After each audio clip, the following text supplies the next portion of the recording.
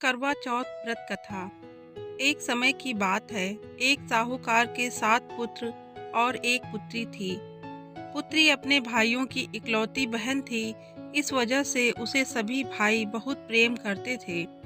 एक बार कार्तिक मास के कृष्ण पक्ष की चतुर्थी तिथि को साहूकार की पत्नी समेत उसकी 7 बहुओं और पुत्री ने भी करवा चौथ का व्रत रखा।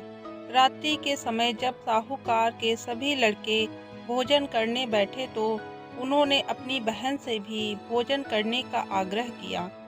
इस बात पर बहन ने कहा कि भैया, आज करवा चौथ का व्रत उसने भी रखा है और चंद्रमा के दर्शन के पश्चात ही कुछ खा सकती है। चांद के निकलने पर उसे अर्घ्य देकर ही वो अन्न और जल ग्रहण कर सकती है। साहूकार के बेटे अपनी बहन से बहुत प्रेम करते थे और उन्हें अपनी बहन का भूख से व्याकुल चेहरा देख बेहद दुख हुआ। अपनी बहन का ये हाल देखकर उन्हें ऐसा विचार आया कि यदि चंद्रमा जल्दी ही निकल आए तो उनकी बहन व्रत का पारण कर सकती है। इस वजह से साहूकार के बेटे नगर के बाहर गए और वहां एक पेड़ पर चढ़कर अग्नि जला दी। घर वापस आकर उन्होंने अपनी बहन से कहा, देखो बहन, चंद्रमा निकल आया है। अब तुम अर्घ्य देकर भोजन ग्रहण कर सकती हो। साहूकार की बेटी ने अपनी भाभियों से भी चंद्रमा के दर्शन करके व्रत खोलने को कहा, लेकिन उनकी भाभियों ने इस बात से मना कर दिया और बताया कि अभी चांद नहीं निकला है। बल्कि उनके भाइयों ने प्रेमवश और बहन को भूख से व्याकुल देखकर ही नकली चांद दिखा दिया है।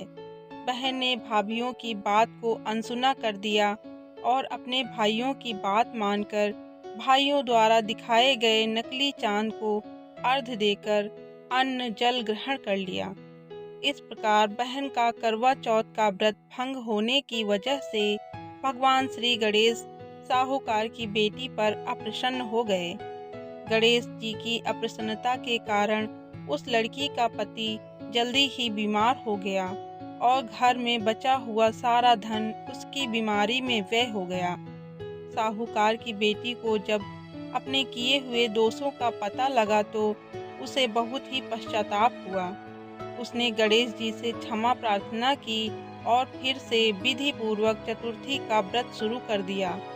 उसने विधि से पूजन करके चंद्रमा को अर्घ्य देकर अपना उपवास पूरा किया और वहां उपस्थित सभी लोगों का आशीर्वाद ग्रहण किया। साहूकार की बेटी की निश्चल भक्ति और श्रद्धा को देखकर भगवान श्री गणेश जी उस पर प्रसन्न हो गए और उसके पति को जीवन दान दिया। साथ ही उसे सभी प्रकार के रोगों से मुक्त करके धन संपत्ति और वैभव से युक्त कर दिया।